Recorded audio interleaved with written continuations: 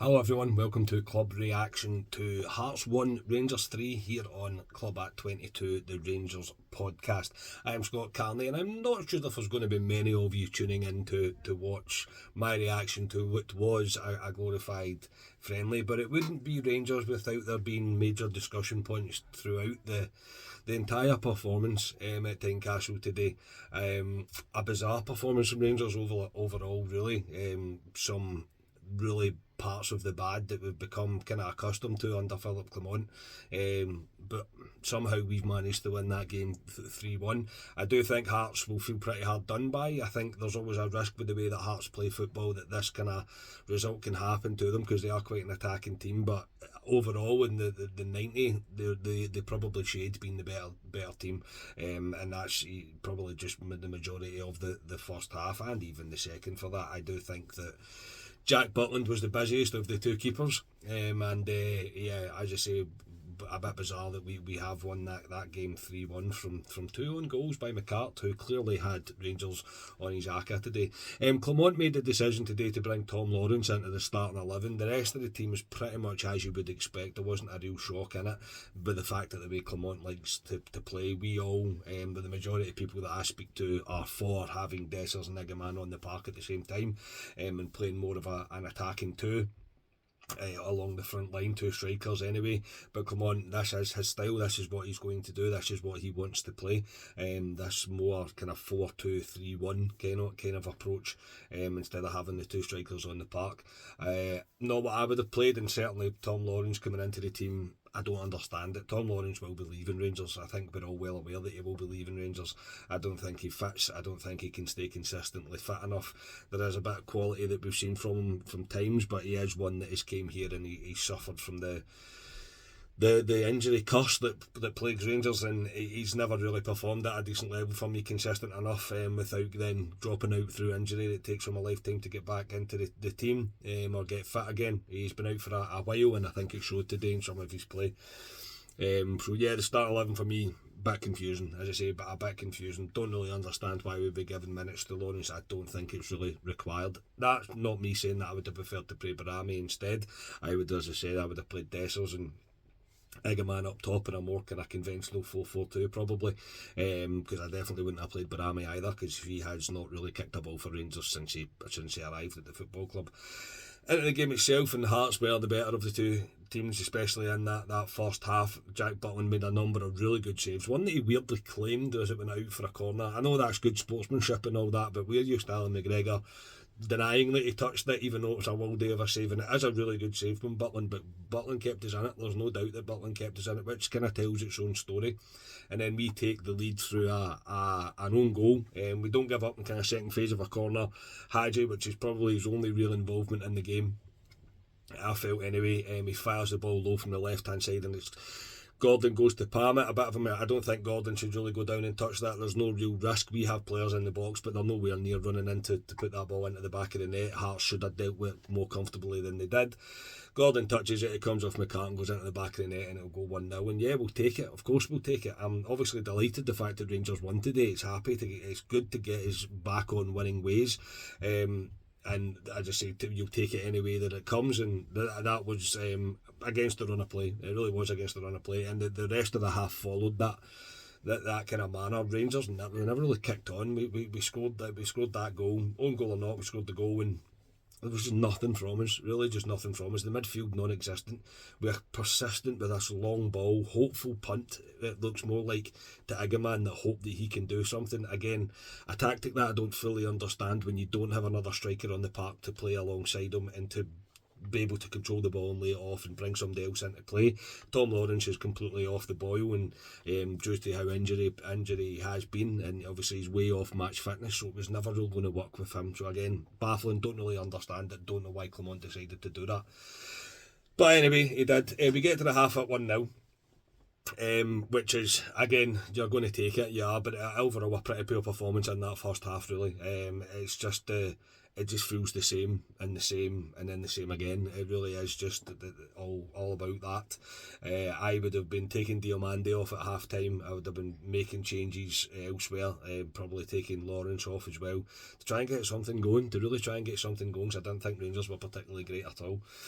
Second half, and the theme kind of continued. It was pretty much the same. Hearts were the more dominant team. I thought while we remained in the same shape that we had, it was always going to remain like that. It was never going to change, because the Hearts were quite happy to deal with whatever we were trying to fling at them. We became so sloppy on the ball. The passing today was bordering on unacceptable at times. It really was. The passing was an absolute mess. And it was Hearts that got themselves level from Rangers conceding from a corner. How very Rangers of us to go and do something like that. And Hearts get themselves back in the game at 1-1. At 1-1, I generally didn't know what was going to happen. I'm not going to lie. I thought we could collapse here. Hearts had their tails up, and you kind of thought that they might kick on from there, because they were the ones that had desire today, and that's something that the team didn't have pretty much through the entire 90. I know we've won the game 3-1, but again, and I've always caveat that everything is my honest opinion, I don't think we looked like a team that wanted it particularly much today, which again is a worry in itself. It shouldn't really be like that after the performance that we've seen against Queen's Park. You would expect more, and we didn't really get it. We didn't get much to desire. There was a lot of going through the motions today for a lot of players, and some were sticking out more than others for me, and Diomande one for me that I thought I can't really cope with that. Rangers did start to look a bit more dangerous once we started to play a bit of football, once we started to get the ball and start playing through the middle, even getting it to Diomande, Raskin, Lawrence, Hadji, getting all these players linking up instead of this hopeful punt up the park. And I don't know why we don't do it more often. I really don't know why we don't do it more often. Tierney went close before. He got his goal, and it's a really nicely worked goal. Lawrence's pass into Eggman, a bit bizarre, I'm not going to lie, because he kind of fires it at him at knee height. No need for that. He can really just kind of fire the ball into his feet. Anyway, Eggman does his best to control it, but kind of ricochets off him and falls to Tierney, and Tierney tucks it away, and we are 2-1 up. And again, probably against the run of play. We then eventually make the change with Dessers coming on. We end up with the two up top, and McCart adds his second for Rangers of the day. Dessers is breaking through. The defender tries to get his foot onto it, and he just turns it into his own net.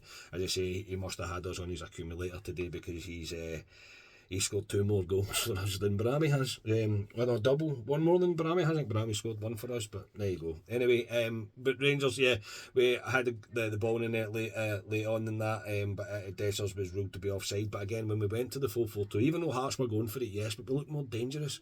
We looked like every time we attacked we could have done something. I know Hearts were going for it, trying to get themselves back in the team, and Jack Butland again had to make numerous saves to keep it, to keep the score, to keep Rangers ahead, to keep Rangers 3-1 ahead. And but when we play 2 up top, we just look much more attacking. So look, I don't know really what this result means. It doesn't fix anything, doesn't make me feel any different about anything that we've already discussed on the pod this week. I still believe that Clement should go. I still believe that we should be having more clarity from the CEO about what direction the club are going to go in and what we're planning to do. Because nothing that I've seen today gives me any sort of reassurance that Clement really does fully understand what he is doing. I think a scoreline that's probably against the run of play doesn't tell the full story, but you've got to, I suppose, take the positive that it's not a defeat, and Rangers haven't ruined your weekend, which is always nice. If I was to pick a man of the match today, I would probably have to pick Butland.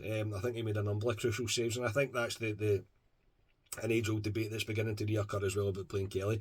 Butland's not been particularly great, but I think he's a better keeper than Kelly, and I think Butland kept us in the game today numerous times. There's a number of poor performers today, which we'll break down probably further later in the week. The likes of Tavernier, I thought he was awful today. I really did thought he was terrible. Diomande, nothing coming from him at all, and Lawrence, baffling the fact that he even made the starting 11. But it is what it is. If you've managed to make it this far in the podcast, I very much appreciate it. Thank you for tuning in to me talk about, as I said, pretty much a glorified friendly. Doesn't really mean anything, doesn't mean a great deal. It's always good when Rangers win, don't get me wrong, but in the grand scale of things domestically, it means very, very little. We are still 13 points behind. That's just the way it lies. We're not in any cup, etc., etc. But that, as I say, that is where we're at. We will be back midweek with Club Deck Corner, and just quickly, Club Live looks like it's going to have to move to 8 PM on a Friday.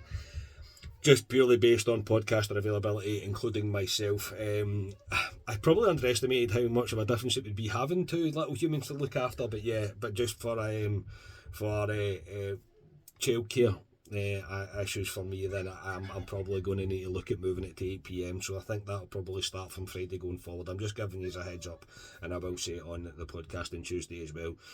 But yeah, it looks like we're going to need to move to 8 p.m. on Fridays just to make it work, for everybody. So yes, that'll do me for today. Thank you for tuning in. Please like the video, subscribe to the channel, all the usual stuff. I will confirm with the lads when Club Dick Corner is going to be, either Monday or Tuesday night, and we'll be back on to discuss that and try and piece together whatever we've seen. Thank you for listening to me. I've been Scott Carney. We are Club Act 22, the Rangers podcast. Cheers, everybody.